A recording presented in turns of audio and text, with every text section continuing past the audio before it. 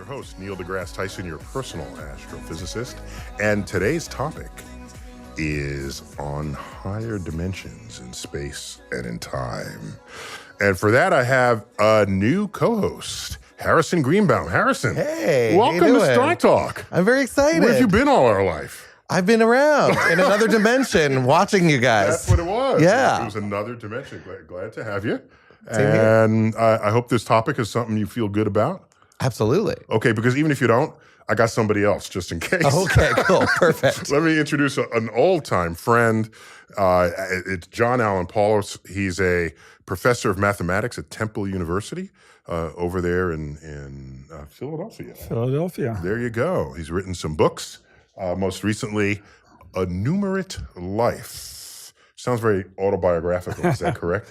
It's a mixture of math and memoir. Oh, I like that. Math and memoir. That's beautiful. Nice. And Harrison, you're tweeting at Harrison Comic. Harrison Comedy. Harrison Comedy. Yes. Well, oh yeah, tens and tens of people read it. Tens and tens.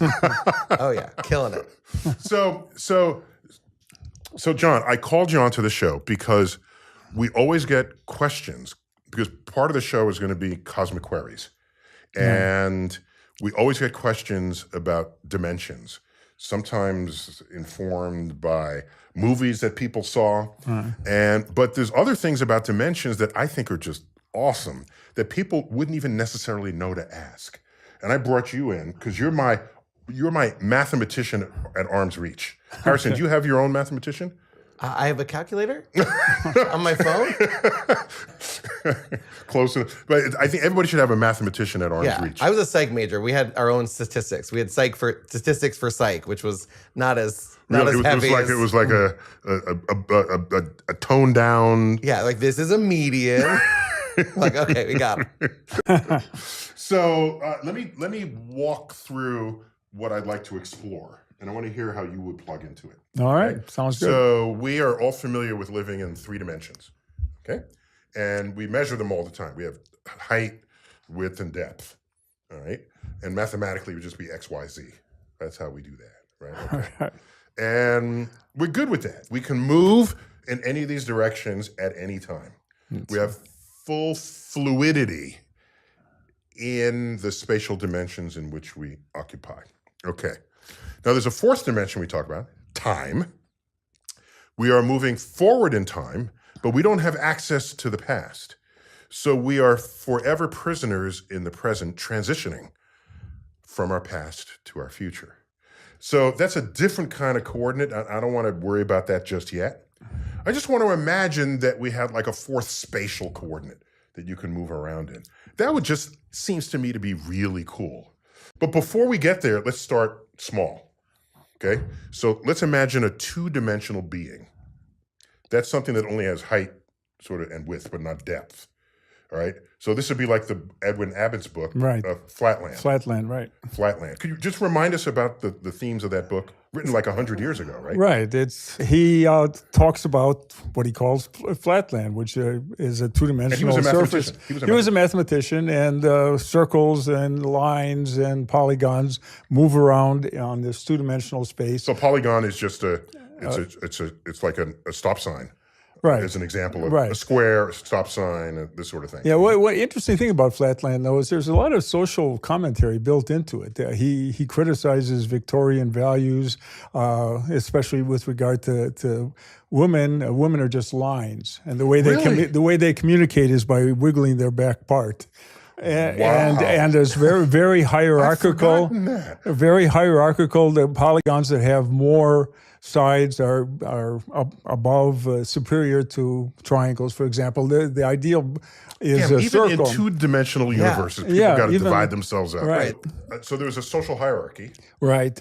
But then he imagined a 3rd dimension. He's taken to the 3rd dimension. And one of these creature characters in 2D. And he's a creature in 2D, but a 3rd dimensional entity comes and takes him up and shows him what the third dimension looks like. And he goes back and he kind of proselytizes for the existence of this. We have this very parochial view of the universe. It's actually much greater, but the little beings don't. The two-dimensional beings don't like that. They can't even. They're very parochial. Yeah, they can't conceive of it. They get angry because they can't conceive of it, and they think he's some sort of quack or whatever. So instead of squares, you have cubes. Right. Instead of triangles, you might have a pyramid. So right. Three-dimensional versions of those shapes. Right, yeah. Right. And as the sphere comes down onto flatland, the circle, its intersection with the flatland gets bigger and bigger as the sphere descends or ascends. So if you were a flatlander and you saw a point grow into a circle, and the circle gets bigger and bigger, it gets to some maximum diameter, and then shrinks back down and then disappears, that would be completely mysterious to you. But if you live in a higher dimension, in 3 dimensions, you would say, "Oh, that's just a sphere passing through your two-dimensional universe." And it might be possible to infer the existence of the third dimension from that very process. Here's the circle gets bigger and bigger, and then smaller and smaller. They'd have to be able to imagine a circle, though. I mean, they have to imagine a sphere. Yeah, or some flatlander makes a ton of money as like their Copperfield. Weird. Look at this point. Yeah. Whoa. He has television specials. So here's what's interesting to me, which gets kind of freaky fun. Okay, so when we as 3-dimensional space beings look at a 2-dimensional world, every creature is completely transparent to us. Right. We can see their entire innards. Right. Whereas they cannot see their own innards because the boundary of those innards is the outer, quote, surface of what they see. And that's all they see, right? And they just see that line, right? The textured line, but they can't see through that line unless they cut it open. Or they see a point if it's a polygon or a triangle coming towards them. Okay, so that tells me that a 4-dimensional being looking at us would have access to every one of our interior organs, and that would just be completely mysterious to us. Right, and the 4-dimension. I mean, you get into these standard puzzles. If there was a 4th dimension, even if you were locked in a cubicle jail, you could step into the 4th dimension and escape. In the same way, you can escape from a circular enclosure by going into the 3rd dimension and escaping. So you can imprison an ant by drawing a box around it. If an ant only really lived in 2Ds, you can imprison it. But we, as 3-dimensional people, just step over it. Yeah, what's the matter? But to do so, it has to engage a 3rd dimension for it to then come back down. And so it is out of their mental awareness. Right. So let me ask you, are we not only prisoners of our timeline, are we prisoners of our 3-dimension? What will it take? You're the mathematician. You have calculated in higher dimensions before. What will it take to escape our 3-dimensionality? Well, I mean, 3 physical dimensions. The 3-ness was probably established in the early moments of the universe, after the first moments after the Big Bang. The formation of the universe. Right, with the energy was sufficient to pop out a new dimension. But once it cooled a little bit, the 3rd dimension was locked in, at least. So people are using the second law of thermodynamics to explain the 3-ness of the dimension. And whether that's the case or not, there are lots of alternative theories, but that's one. And it's a little bit like a phase transition. You need energy to change phases from water to gas or whatever, and you need energy to bump up. Or to melt dimension. ice to liquid. To bump up a dimension, and now it's cool. I think about phase transitions all the time because it's a fancy term we use in physics, but it's for a very familiar thing. Right. But it's so familiar that we no longer are astonished by it when we should be. Okay? Right.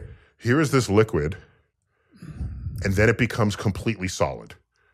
Why aren't we freaking out every day about this fact? Yeah, no. Oh, it happens when you take out your parents' vodka and you replace it with water, and then the thing explodes in the freezer. Oh, you can't You're like, hide. you damn phase transition. Thwarted again. No, so you were replacing the vodka with water so Right. they wouldn't know. Right, Yes. but that expands, and all of a This sudden sounds there's like an exploding you have bottle. such expertise at this. Perhaps. Or you put a Diet Coke can in the freezer and leave it there for a day, and it comes out whole.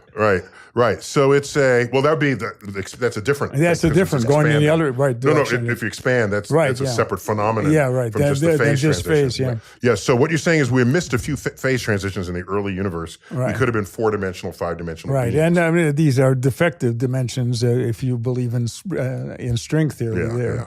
But here's another interesting thing I learned. If you're a 2-dimensional creature, you cannot have a digestive tract. or even a brain. Actually, I mean, if you push it, I mean, Well, no, a brain not as we would know it, but you can imagine some network maybe, of lines. okay. Some, Right, but a digestive tract in us is a hole through a tube and has 2 ends to it, right? Okay, or 3, but let's keep it at 2 for the moment. So you eat food, comes out the other side. Right. It's a hole through us, but that tunnel is completely enclosed by our flesh. Okay? Right. Okay. So now let's draw a 2-dimensional being and it has a mouth. And then it opens its mouth, you put food in. If that food goes through it and then comes out any place, that being is in 2 separate pieces. Right. Unless the mouth closes and the anus, for lack of a better term, opens. Oh. Interesting. So This sounds like somebody who's also thought about Flatlander sex. I feel like that's the next question. How does it work? Yeah, what are we going to do with all these? no, the top people we need working on this. So it would open its mouth, consume the food, close its mouth. So that will hold it. It's got to like reacetal or something. That way, it's still together Then as open up one the other. thing. Comes and it's got to open that. Okay, all right, okay. Well, I got this now. We're good. Okay. Unless you need to keep the food away from the rest of the body. Like there's a reason it's being separated from the rest of us. No, it gets absorbed in Yeah. through the walls. They yeah. need nourishment. Yeah, that's where the nourishment Okay. comes from. Didn't you take Bio 101? So it's these things that intrigue me, and that's why I brought you on, just to sort of wax. Wormholes is another topic that's very intriguing. Yeah. I love wormholes, but you need, we always show a wormhole as with one reduced dimension because I guess we can't otherwise conceive of it. Right. We show a rubber sheet and there's a pencil stretch that goes through that both goes ends. through it and it comes out the other side. But that rubber sheet is our way of representing a full 3 dimensions. Right. It's just 2. Right. It's really so. So did you see the movie Interstellar? Yes. Okay. So they're coming upon. I like the part with the Joker. No. So they're coming upon a wormhole through space, and it's a sphere. And you say, well, that's not a hole, but yes, it is, because it's a hole in every direction. So you go in and you come out another side, but that requires a higher dimension for it to happen. And that's just cool. So what I want? I want. But in any dimension, is that movie fun to sit through? Well, if you read the book, there was a tandem book, man. I guess you didn't get the book. Oh, okay. The book is it's an explanatory book, The Science of Interstellar, written by one of the co-executive producers, who's a professor of theoretical physics at Caltech. Nice. Yeah, and it's like a coffee table book, but a lot of pictures and things from the movie, and he explains everything. That's awesome. Yeah. So you read that, and then then I'll get back to then it. you reserve judgment. You call me in the morning. Yeah. And, I like the time stuff. The time stuff is really that's good. amazing. It's good. So I just love thinking about dimensions. I also like thinking about a hypercube. So Tesseract. Tell me about hypercubes. Hypercubes are just cubes of 4 and higher dimensions. Yeah, I like the mathematician. He's so lackadaisical. It's just a higher dimensional cube. We have these. Hey, I got one in my pocket. Right? Actually, if you look at the ordinary sense of dimension, which is some feature or aspect of a person or thing or whatever, you can have very high dimensional entities. I mean, if you allow, for example, look at a person. His height, his weight, his whatever, plus what he likes, the degree to which he likes it, the brands he likes, his almost any dimension. You could have 50 dimensions. You look at eHarmony, 100 dimensions. What's interesting about that, if you think of a person as a 100-dimensional person, almost everybody on Earth is in the on the edge of the hypercube. Because if you take a square, a 10-inch by 10-inch square, to use parochial units, and you stay a half an inch away from the edge, only 9 times 9, 81% is in the interior and the rest is in the exterior. But now if you take a cube and you take a look at the half inch around each one, then it's 9 times 9 times 9. It's only about 73% in the interior. The percent goes up. Percent goes down. No, the percent of what is in the percent edge. on the perimeter goes up. Right. And then you have 4, it's 62%. If you have 50 dimensions, almost everybody is in the edge, around the edge. Ooh. And it's, so in that sense, my father used to love this saying. He says there's 2 kinds of, you probably heard it, there are 2 kinds of people in the world. The very strange ones and the ones you don't know so well. And so we're all really strange because we're all in the periphery of this hypercube that describes us as a collection of dimensions. So, a collection does that mean eHarmony works or not? I'm not. You're on the dating scene. What I know I'm from on all the apps. I'm on Tinder. I'm on JSwipe, which is Jewish Tinder. It's like regular Tinder, but if you both swipe right, you get half of her father's business. It's great. Wait, so do you feel like your dimensionality is properly represented in your social profiles? I think they should ask if you understand hypercubes, and that could really get out. I use astrology. That's my big thing. There you go. I sit a girl down and I go, "Do you believe in horoscopes?" And if she says yes, I end the date immediately. Oh, I see. That's a filter. Right. If she's like, "What's your sign?" I'm like, "The exit." I'm out of it. It's worse than between you and I. Yeah, exactly. That's if you're hyper literate. You'll. Back when Cosmos was airing, there was a comic that was really cute. There was a speed dating, right? And one person says to the other, have you seen Cosmos? And the person says, what's Cosmos? And the person says, next. Yeah. I said, whoa, that's good. That's like putting some academic pressure, on your speed date encounter. Absolutely. So let's continue the hypercube. So describe to me how you get there. Because when I think of it, I'll start with a line. And the line is one dimension because it only has length. And it's bounded by 2 points, each with 0 dimension. Points doesn't have like height, width, or depth or anything. Okay, that's kind of interesting to me. But I only see a cube if you hand it to me. But wait, so watch. Right. No, watch. Oh. So now I take this line, and then I sort of rotate it out into an axis. Then I get a square. So a square has 2 dimensions to it, but it's bounded by 4 one-dimensional lines. That's just kind of interesting. So now I take that square and slide it up to get a cube out of it. So now a cube has 6 sides, each bounded by 2-dimensional surfaces. It's called a die. A what? A die. Oh, a die, yes. Yeah. Okay. Sorry. Excuse me. Okay, so now if I want a 4-dimensional cube, I take this 3-dimensional cube and pass it into a 4th dimension, and thereby I end up with 8 sides, each a cube. The side is itself a cube. And we just can't think of that.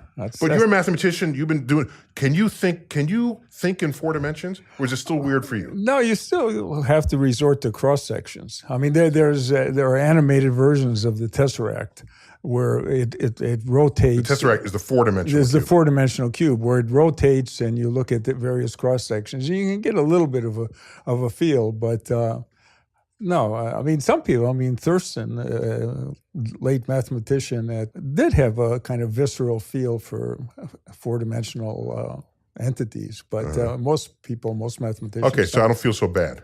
No, you don't have. Got to take a quick break. When we come back, we will be joined by a good friend and fellow physicist, James Cacalios. Some of you know him as the world's expert on the physics of superheroes. Topic of today is higher dimensions. And I got help. I got mathematician right here, John Paulos, and coming in on video call, James Cacalios. How you doing, man?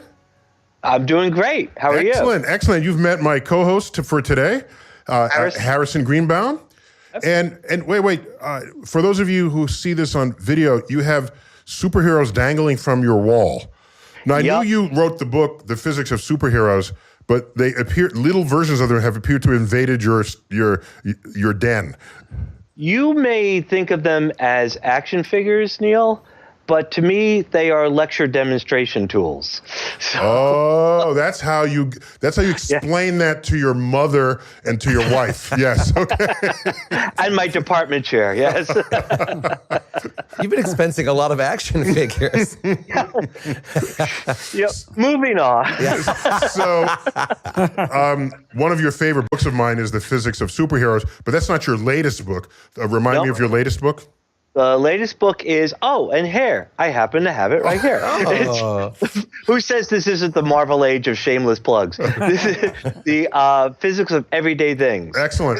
So you're everyone's sort of man about town physicist. There are people who cover astrophysics. There are people who do the Higgs boson. I cover all the nitty-gritty stuff that surrounds us every day, and explain how physics is useful not just to explain colliding neutron stars, but also to explain our Fitbit. Okay. Very good to know. I got rid of my Fitbit. You got rid of it. It measures your motion based on wrist activity. And I was like, I don't need people to know they run a marathon at 4 a.m. every evening. So what we've got here, we're in the Cosmic Queries edition, section of our Star Talk. And Harrison, you've collected questions? All the questions. And bring it on. All right. Bring it on. And I got two experts here. I could just go to the Bahamas right now because we got all the expertise you need for higher dimensions. And so much of people's access to higher dimensions and knowledge of higher dimensions comes from superhero movies. So let's see what you got. Yeah. So the first question comes from our Patreon. So thank you for Patreons. Okay. For supporting us. And this one is from Orlando, Florida. So he's near a superhero theme park. We've seen compelling theories that postulate everything from 4 to 26 dimensions in our physical world. What's so special about the fourth dimension? Is there anything mathematically unique about it compared to what we consider spatial dimensions? So I think we pretty much answered that, but... Ooh. Yeah, so John... Is there anything mathematically unique about it? It's physically... there are arguments for it. As I said, the second law of thermodynamics suggests that once the early universe cooled a bit, it didn't have enough energy to birth out another dimension. Burst out another dimension if you wanted the second law to hold.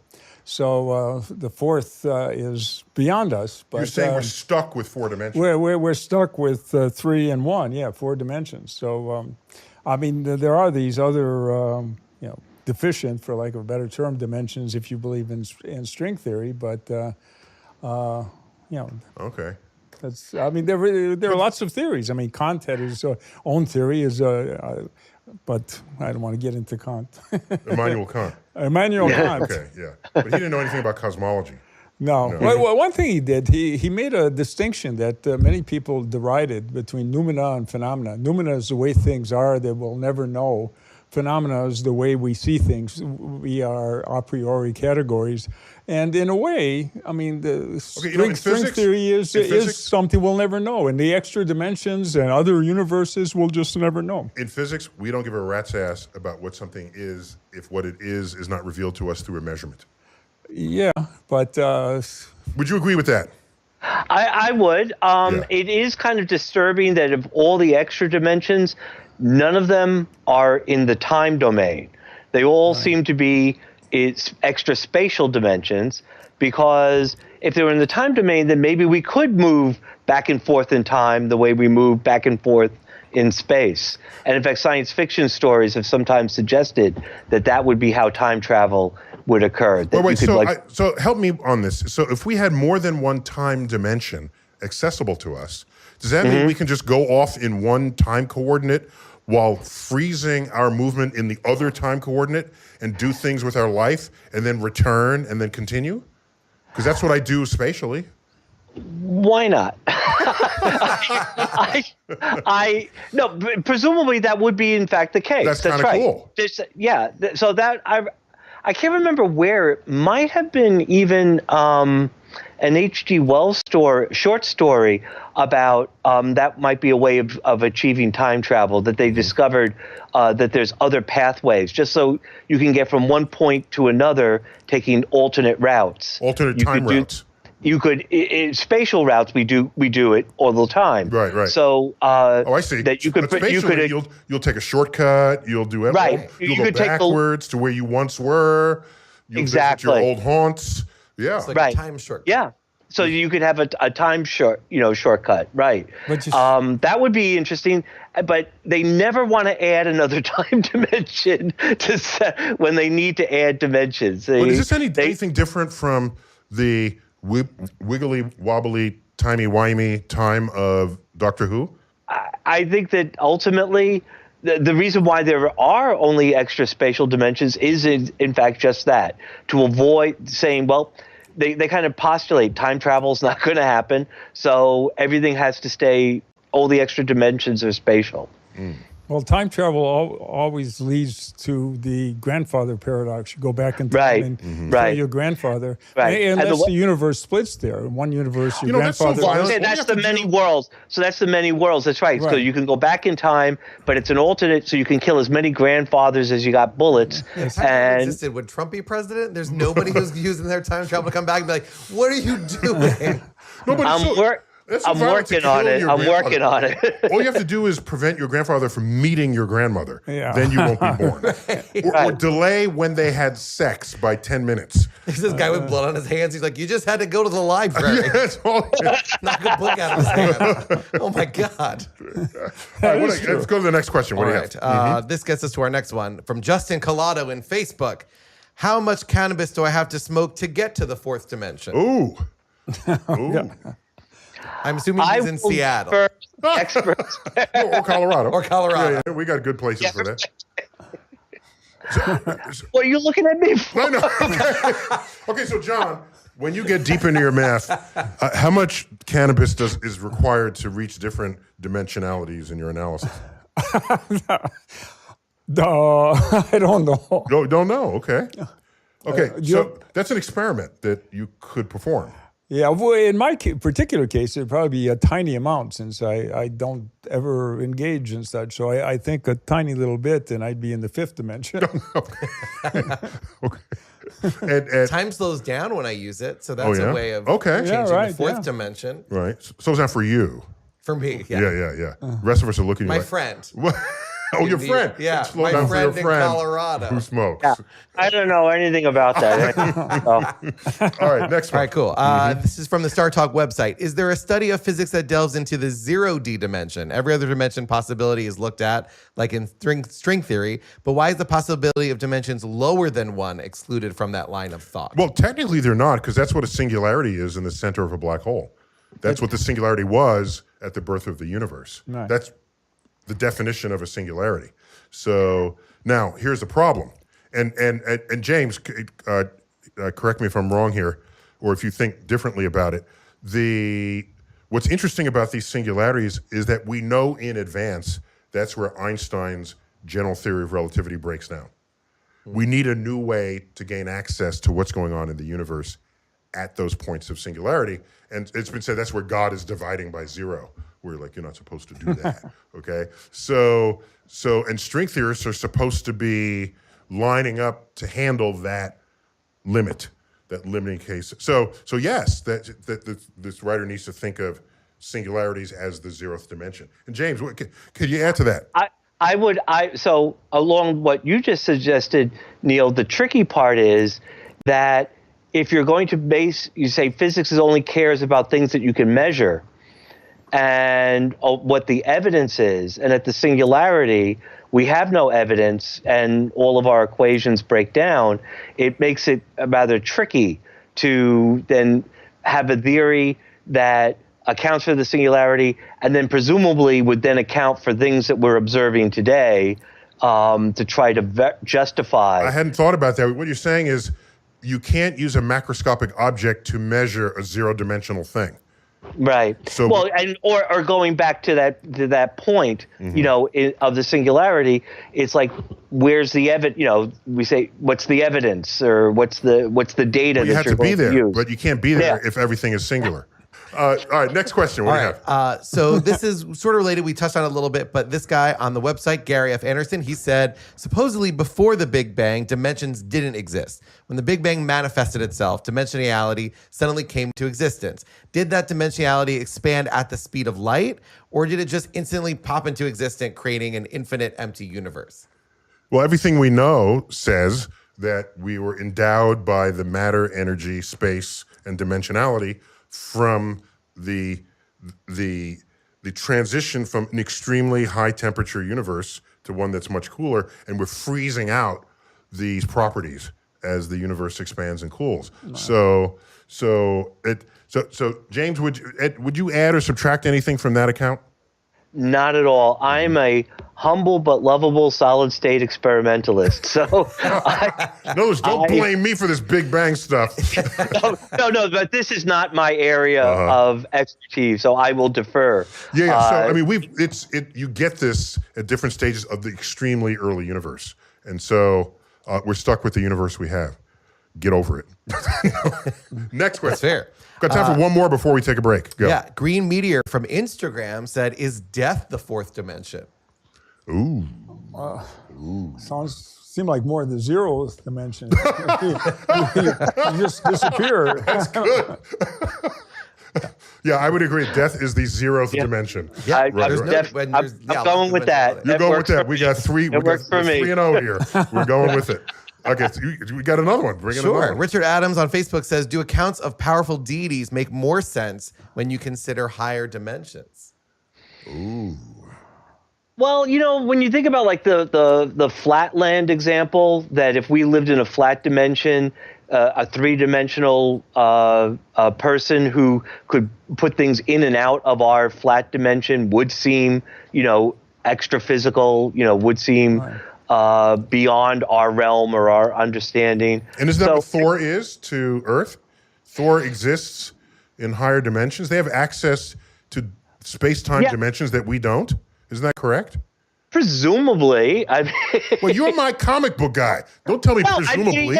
But they've gone back and forth on that of saying, oh, it's magic, or saying that there's a scientific, it's just like hyper science, or back to it's magic. So, but I think the takeaway here is that it's clear that if you live in a higher dimension relative to some community of beings, you are all powerful and all knowing in ways they will never understand or imagine.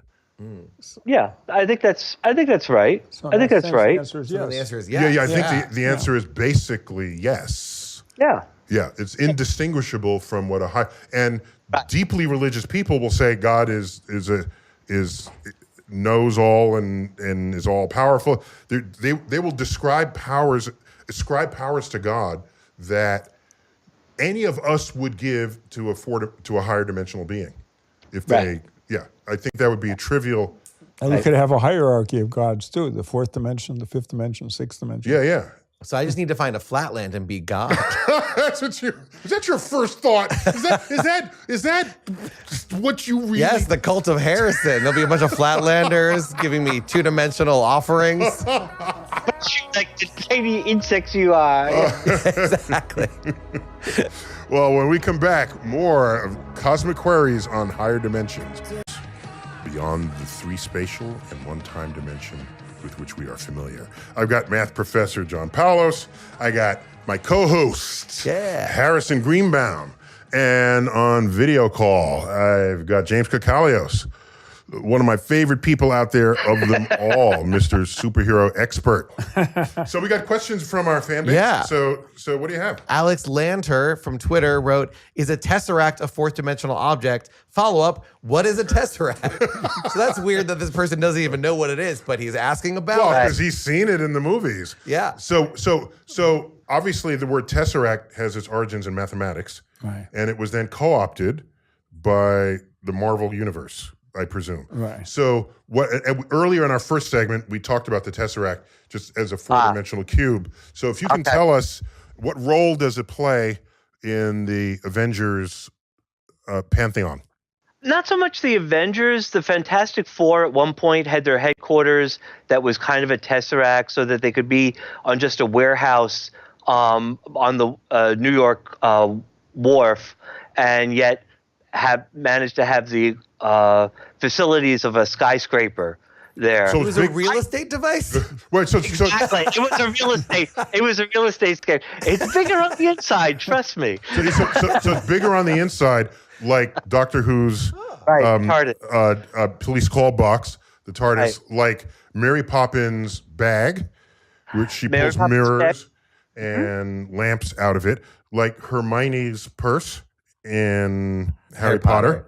The And wardrobe from Lion, the Witch, and the Wardrobe? Or is oh, that really more of a portal? That was more a Yeah. portal. I thought of that more as a portal rather than a contained Yeah. inside.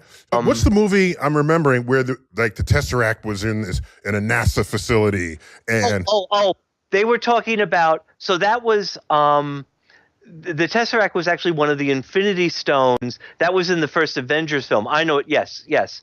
And so that's that blue glowing stone, and that has been later identified as the space infinity gem or infinity stone that gives you ultimate control over space. So it was viewed naively as a tesseract, just basically as a portal or some way to go from one point to another. And now it's recognized that it would give you control over any point in space. So when you say now it is recognized, was there some team of researchers that to crack team of like, what do you mean now it came to be realized? Yes, when Thor went into that little mystic pool in Avengers 2, Age of Ultron, he recognized that what they were dealing with were the Infinity Stones. We saw a purple power Infinity Stone in Guardians of the Galaxy. The Vision has a yellow Mind Stone that gives you powers. Okay, so Tesseract was just a holding It word. was basically a holding They word. needed a cool word until they could figure out how to do more with this thing. Right. Okay. And now there's a Trump Tesseract Tower. The Trump Tesseract. That'd be okay. So that'd be a building you walk into and it's way bigger on the inside than it would be on the outside. Yeah. Right. And isn't there There's a joke cosmic in there cube? somewhere. Yeah. Oh, Come God, on. There's so many. I'm going to use my Tesseract to go back in time. And but because I was nerding out, because isn't there also the cosmic cube, which is like that? Okay, so they were referring to the Tesseract a little bit as the cosmic cube in Captain America: First Avenger, and then in the Avengers movie. In the comic books, the cosmic cube is a cube that when you're holding it, you can change reality. So in some sense, it was like the reality stone, Infinity Gem, in that you could just change. So suddenly, if the Red Skull was holding the cosmic cube, we could suddenly be in a world where Germany won World War II. So a different outcome of events in the world. A whole different realities, everyone has like, a third eye or forearm. You could change any aspect. And that of was reality. that was primarily through the comics rather than through the films. Yes, except that in Thor: The Dark World, God, it is so sad. I know all this. That the red. That We weep for you. With the ether. Oh, no, I'm on the same boat. I lost my virginity in college, so we're fine. The ether that Thor and the dark elf Malekith fought over turned out to be identified to be the reality stone. So that is introduced into the Marvel Cinematic Universe, and we'll be seeing that presumably in Avengers 3 and 4. So these are other space paths, not time paths. So other realities that you there would is a experience. time stone. We haven't seen that one yet, though. All right. Ooh, So next one. nice. Sorry, we have seen it. We saw it in Doctor Strange. Doctor Strange in the Eye of Agamotto had the time stone. That's why he was able to trap Dormammu in the time loop. Oh, spoiler alert. Anyway. All right, this next question comes from Nanook Shakuk. Is that the... Let it be. It rhymes. All right. Could it be plausible that the edge of the universe is merely the end of a dimension and possibly the start of another ... Just a thought.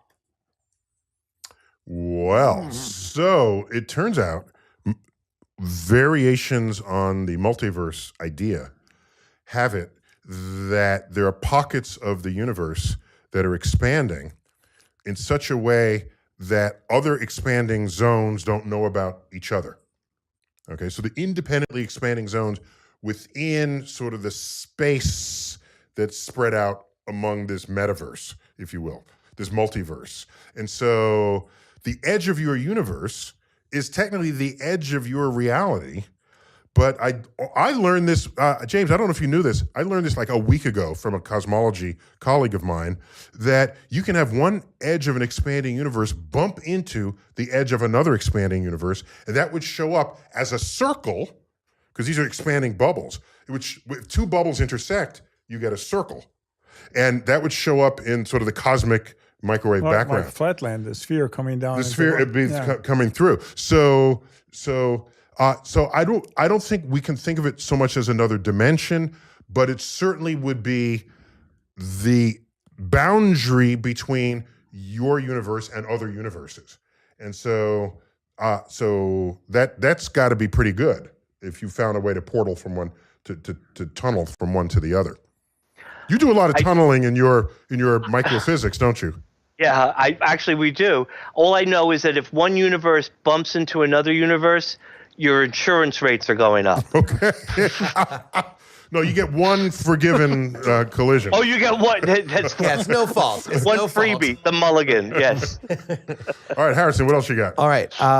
Since the Higgs field, this is from Gavin Minton on Facebook. Since the Higgs field creates mass and massless particles do not experience time, does that mean that the Higgs field creates time? Is time simply a bizarre emergent property of the Higgs boson? I love it. I don't know if it's true, but I love the idea. What do you think, James? That sounds great. Right, because without the Higgs boson, you would have no particle mass, and only particles with mass experience time. The question is, can you experience time if there's no mass and no speed of light particles? Can you even imagine time? Or maybe time has no meaning because there is no sequence of events for you to measure. What do you think? Right. I think that's exactly right. What you just said there. That if there's time is the thing that we use to kind of order, what comes first, what comes second, and if they're occurring all simultaneously, then it's either all simultaneous or nothing is happening anywhere. Right. And time has no meaning. The thing is that different particles interact with the Higgs field. They couple in different ways, which is why they have different mass. And yet, no matter how they couple to the Higgs field, they all seem to experience time the same way. That's an interesting point. So even the high mass particles experience time at the same rate that a low mass particle does, but different unstable particles decay at different rates than do other unstable particles. So that's one of the great mysteries, that you get this particle decay in 30 seconds, this one in 6 minutes, reliably, predictably every single time. Well, one thing that strikes me is that often in these speculations, the interplay between the English language and physics is very nebulous. Poincaré once said that Poincaré, the mathematician and the physicist, that you could insist that the universe was Euclidean. If you did, you'd have to introduce fictitious forces and strange torques and accelerations. So you pick your physics geometry combination, and you can make it whatever you want to some extent. They had this conventional view of philosophy of math, but if you do pick it one way, you've got to change the physics. And so this reminds me of the quote, was it attributed to Einstein, where it's time is invented to make motion look simple. Yeah, that's a what do you think of that? Conventional theory of time, right? Nice. It's like when as a comic, you light a comic to say you have 2 minutes left. So I always joke, can we light people based on how long their set has felt? That's good. Yeah. Because he's been on stage for an hour, according to my perception. It's the relativistic theory of stand-up, yes. Yeah, the time dilation of comedic capacity to entertain. Speaking of time going slower than it should, let's go. Let's talk about the movie Interstellar. How do you feel about the accuracy courtesy of the presentation of the fifth dimension in the movie Interstellar. That's from LookAYoYo89 on Instagram. Yeah, I have issues with the interior of the black hole and the library, and he sees. I like their attempt to portray that, where these sort of infinite boulevards, basically, of space. I'd like the attempt, and I can't come up with a better attempt. So who am I to judge it? But if you asked me, I would say that's probably not what it's actually like. But I don't know how else to say why that's so. James, what do you think? And actually, didn't he, existing in a higher five-dimensional space, he was able to move around then in time because he was able to then go to like when his daughter was young or some later time. And so it was the same notion that he was in what we've been talking about before, about Flatland. He was actually able to move around in a higher dimension. And I just don't know how he could do sort of Morse code with book titles, but from the backside of each book. Right. How well do you know your books that the other side of the book, you can identify the title? Because he's on the other side of the shelf. So he's on the other side of the shelf poking them through. Oh, yeah. I have issues. He can travel Certainly through 5 dimensions, but he can't go to the other side of the bookshelf. Pick around. Just turn around. Yeah, just turn the brick around, right? We've got time for like one or two more questions. All right, go. All right. This will be soundbite mode, okay? All answers in sound bites. Go. Cool. This one's good. This is from Tony from El Paso, Texas. Is it possible to fabricate an artificial dimension? And if so, could we theoretically create an artificial dimension and send people there to solve our overpopulation? I'm not authorized to respond to that from my knowledge of national security. That would be cool, James, if you can manufacture a dimension. I could go into this, but it involves proprietary technology right now. That's right. So both James and I are silent on this. I think it's the Trump Tesseract. I think we've already spilled the beans. No, it would be really cool if you could do that. Well, I mean, wormholes. I mean, something like that. I mean, wormholes strike me as sort of like entangled particles writ large. What I want is a box on my desk where, because I already stack, the surface is already covered and I already got stuff stacked, but now I need something to put it in a fourth dimension. Oh, see, The stacked pages must look really mysterious to ants on the surface of the desk because the pages just disappeared. Mm-hmm. But they actually were elevated into a third dimension. And you could store way more papers up in a third dimension than you ever could two-dimensionally on the surface of the desk. So I'm thinking now if I have boxes, I'll just need a four-dimensional portal and put all the boxes in the four-dimensional portal. I could do that like forever. Am I right there, James?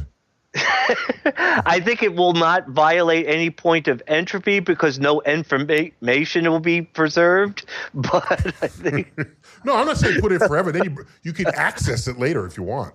I'm just talking about the stacks that I have right now on my desk. Your own desk. If I could have any physical object, I would have like a Schrodinger's cat. I would have a cat that's dead and alive simultaneously. That's creepy. It'd be awesome for Halloween. Yes, it would be awesome. Are you trying to get out of feeding it or changing the litter box? Right, you wouldn't have to because at that point it's dead, but then it's not. Well, so rather than take care of it, he said, I will now have dead cat for the day, so I don't have to take care I think it's no accident that dimensions sound like dementia. Oh. Let's do one more question. All right. The last one. This is one is from Make it a good Call one. Him Bob, and his name is Bob, so call him Bob. Is there an upper limit to the possible number of dimensions? And if so, how do we know, and why does it exist? Well, physical dimensions. I mean, the dimensions in the everyday sense, there's no limit. You could go eHarmony, there's 100 dimensions. But physical dimensions, it's not clear. I mean, 26 people used to talk about, but I don't know if there's any physical limit. Yeah, I don't know either. Do you know, James? No, I don't think. I think the only limit would be what's the evidence. You know, the evidence right now is 3 spatial in one time, and there are proposals and suggestions for higher order dimensions, but are smaller, and that we'd have to access them at higher energy. But until we find them, you know, and once you figure out how to find them, there's no reason to cut it off. But it's what's the evidence. If I found it, I'm not telling anybody. But just to be clear, mathematically, there is no constraint on how many dimensions you can invoke in an equation or in a calculation. An infinite dimensional vector space. Infinite dimensions. But physically, I don't know. So then there can never be somebody beyond your dimension. There can be an infinity plus one deity. You sound like the 10-year-old kid. What's your biggest number? A billion and one. Right. Okay, infinity and one. No, it's still infinity. You lose. It's not like you lost that a couple of times. Whenever you were a kid. Okay. We got to wrap this up. James, always good to have you. Oh, pleasure. Thanks Any very much. way we can get you. Next time you come through New York, just make sure to stop by. We will wrap a show around you. Okay. Bring your action figures. And John, thanks for being on Star Talk. It was a great pleasure. Is this your first time on Star Talk? It is. Okay, Wow. all right. It is. Well, we'll find a way to get back to you because I'd love me some math. and Harrison, welcome. Thank you. We'll get you back for sure. Awesome. And this has been Star Talk, the 4D Cosmic Queries edition.